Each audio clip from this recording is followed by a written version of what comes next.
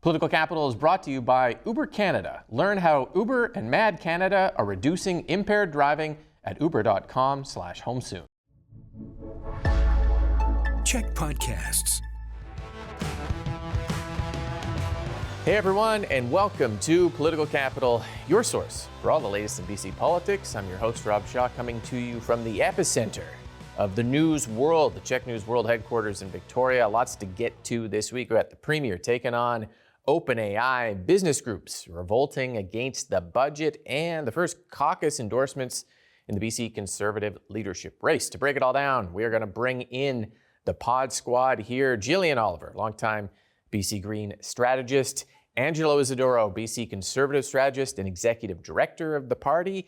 Filling in for Jeff this week, Mike McKinnon, BC NDP strategist, former deputy communications director in Premier John Horgan's office and a director at Enterprise Canada, also Simpsons aficionado. So no big expectations there, but at some point we got to work a Simpsons reference in at some point during the show. These expectations are way too high, Rob. Okay, well, don't worry, I'll embiggen you as we go. Okay, it was a week that began and ended with Premier David Eby demanding answers from tech giant OpenAI over the role that its ChatGPT chatbot played in discussing with the Tumbler Ridge shooter the events that unfolded in that tragedy. The Wall Street Journal story exposed that company officials had flagged some violent scenarios with the shooter in the months before, but did not alert law enforcement. The federal minister, Evan Solomon, summoned OpenAI executives to Ottawa.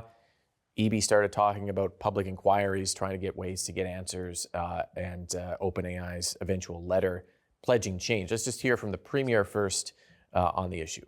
Clearly, they tragically missed the mark in bringing this information forward.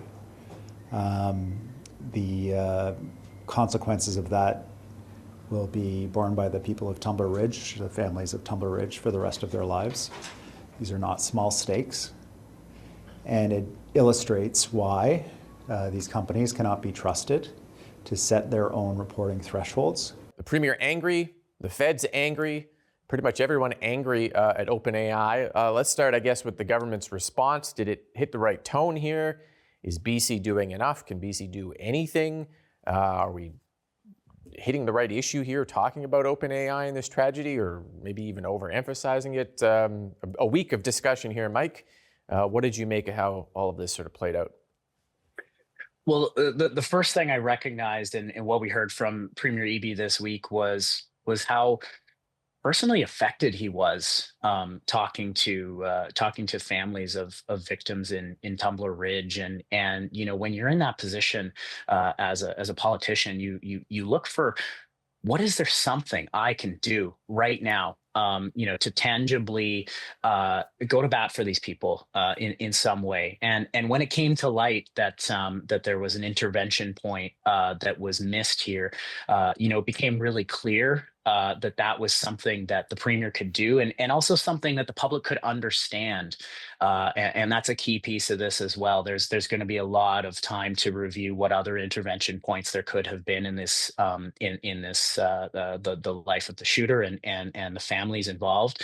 But this is one that right now can be talked about. As far as the involvement with OpenAI, I don't know about the rest of you, but I was somewhat surprised at how quickly they reacted. Like, maybe I just think of a company like that and a CEO at that level as not beyond reproach, but perhaps thinking that they are beyond reproach. But this isn't something that was just being talked about within BC's borders. This was a international story, captured the attention of people worldwide, and so they're listening, seeing them take some action. I think it shows that the Premier is not only striking the right tone, but was right to go to bat for these families and to bring the company onto the mat in some way, to say, like, a big mistake happened here and this cannot happen again.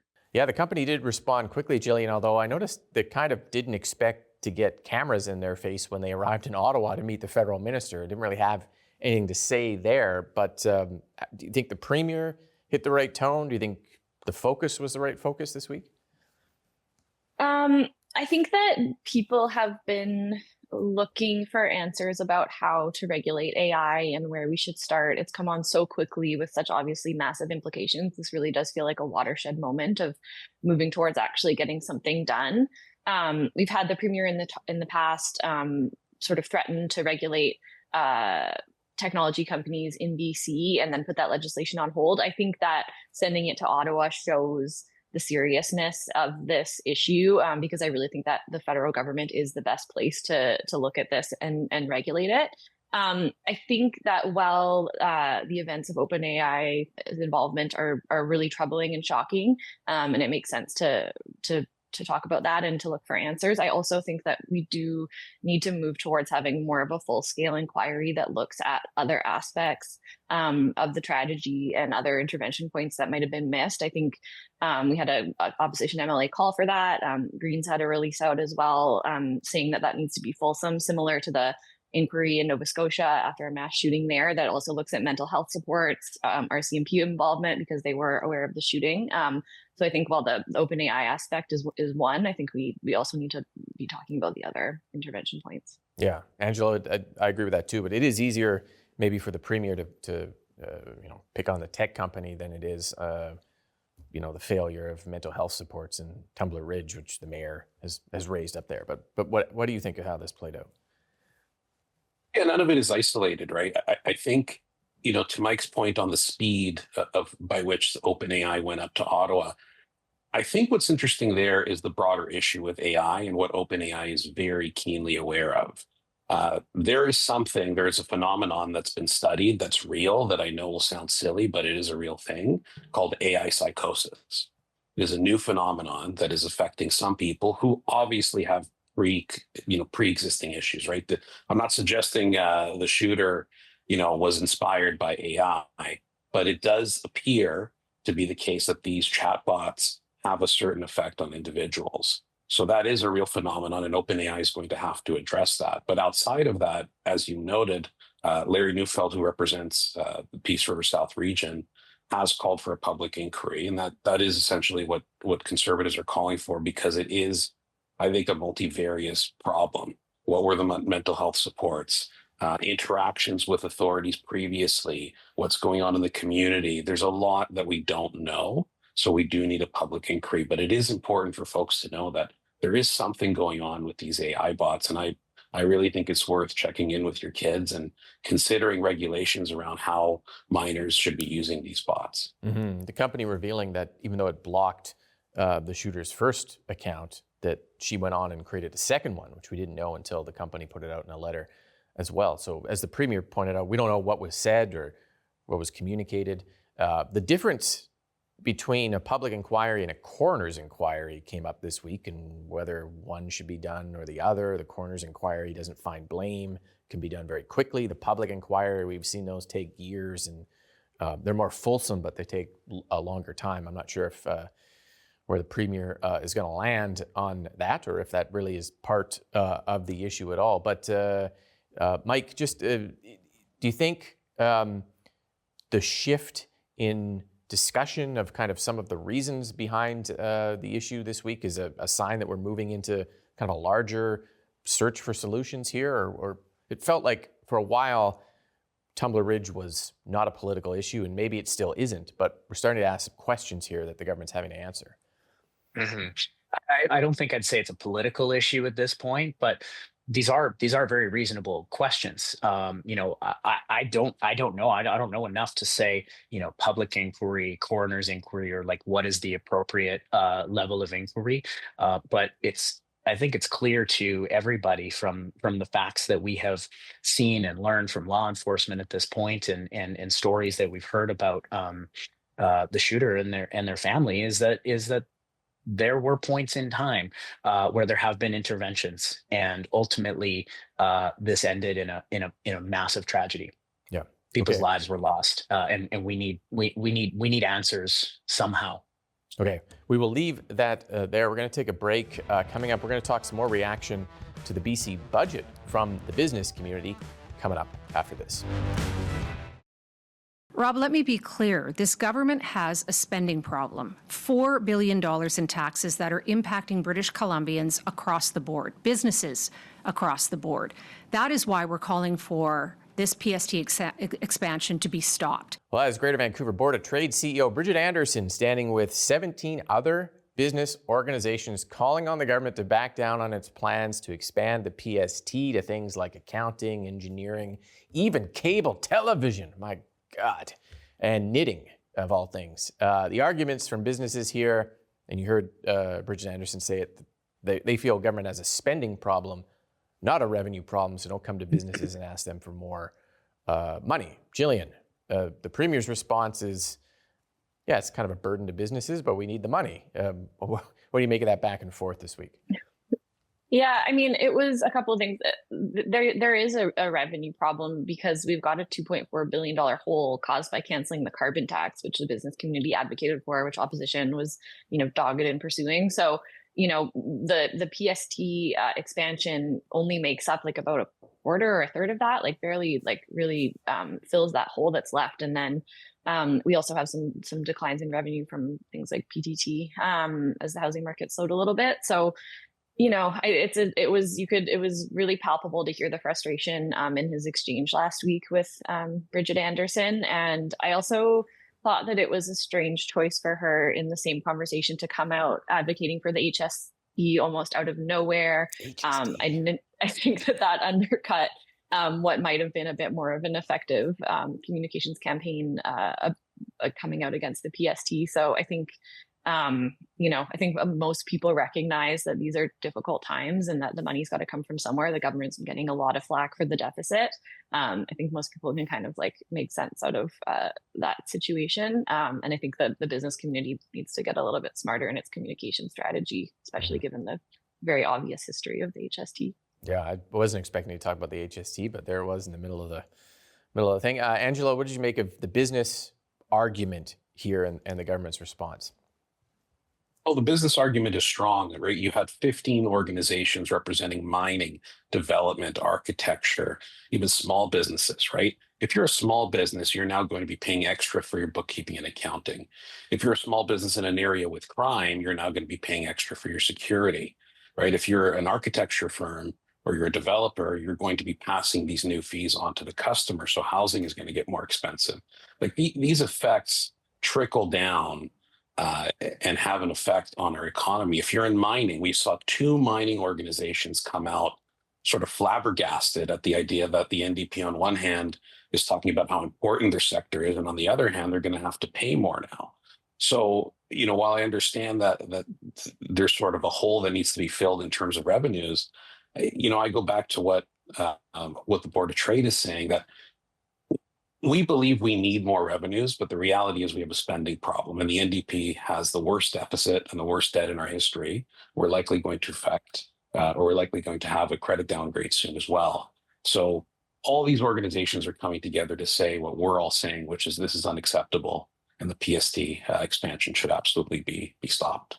Yeah, Mike, the pressure points that Angelo and Jillian highlighted there, mining and businesses with public safety and having their private security subject to the PST. Are those liabilities for government in defending this? The Premier's taken a stab at it and said, we need the money, and that's kind of for core services. How hard do you think it's going to be for government to kind of talk through some of those things?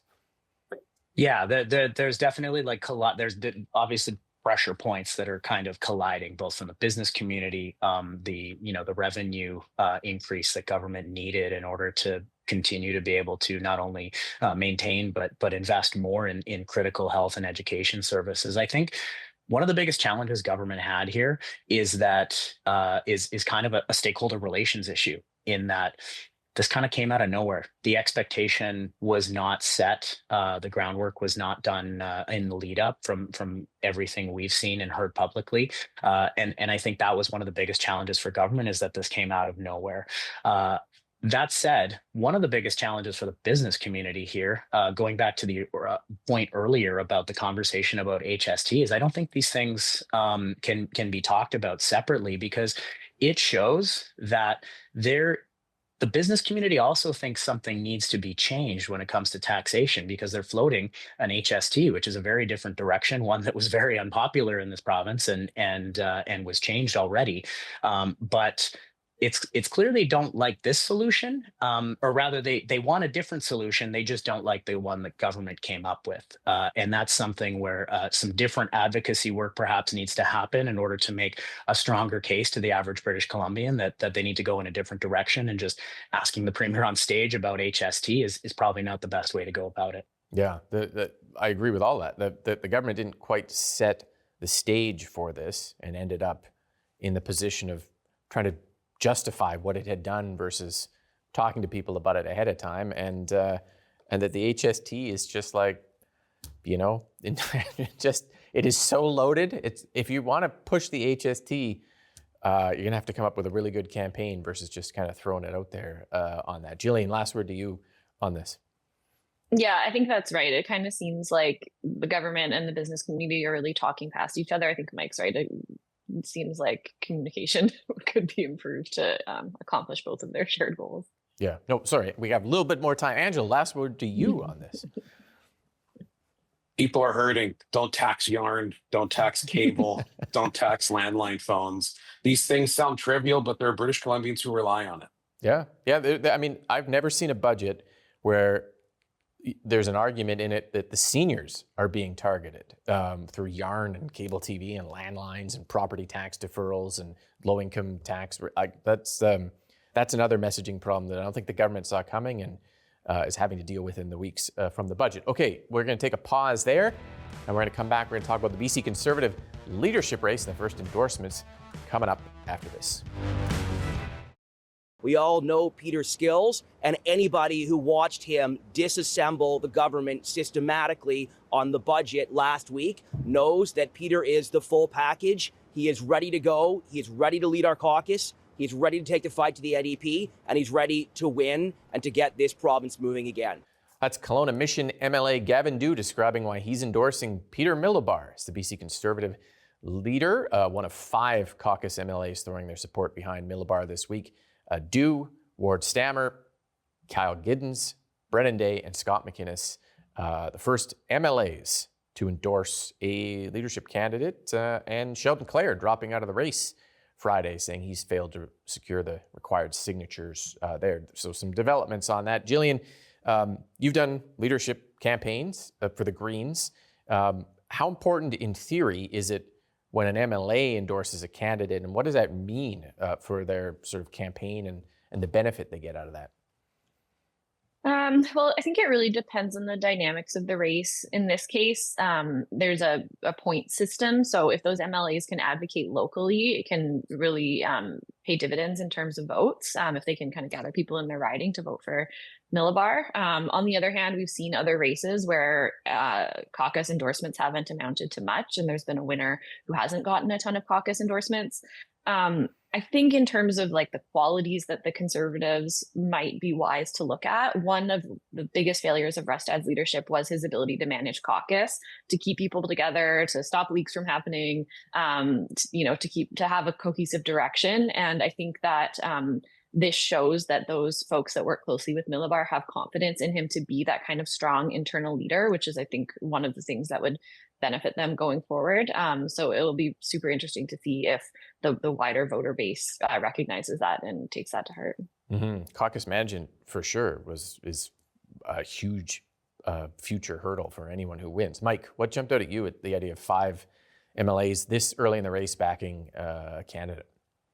Yeah, agreement with Jillian. And to add on to that, it shows people in the room want to work with him. People who've worked closely with him want to work with him, and where that can go a long way strategically in this leadership race, I think, it maybe shows that Peter Milobar is somebody to watch.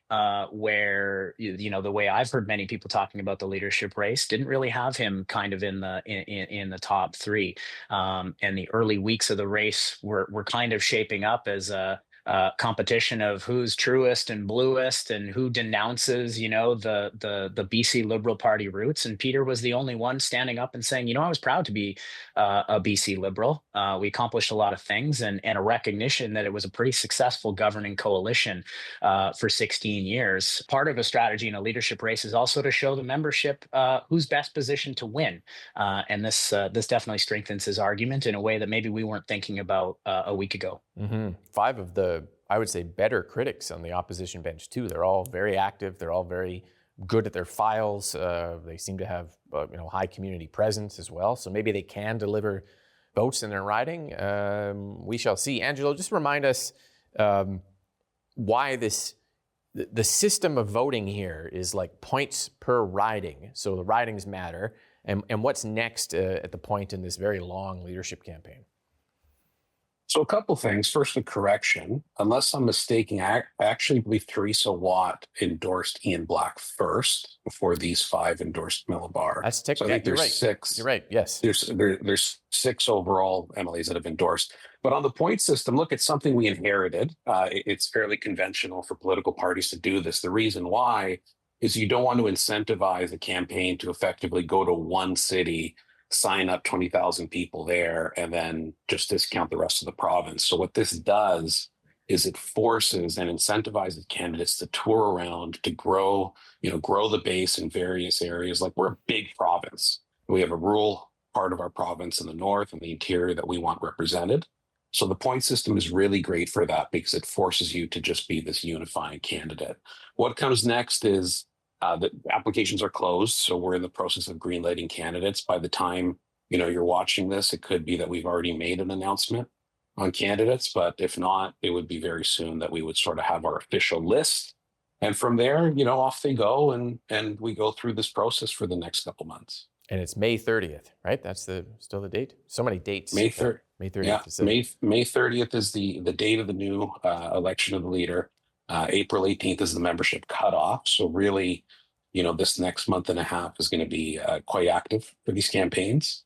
And as we go along, there are these fees that we apply to them. So, it'll be interesting to see who can meet that threshold.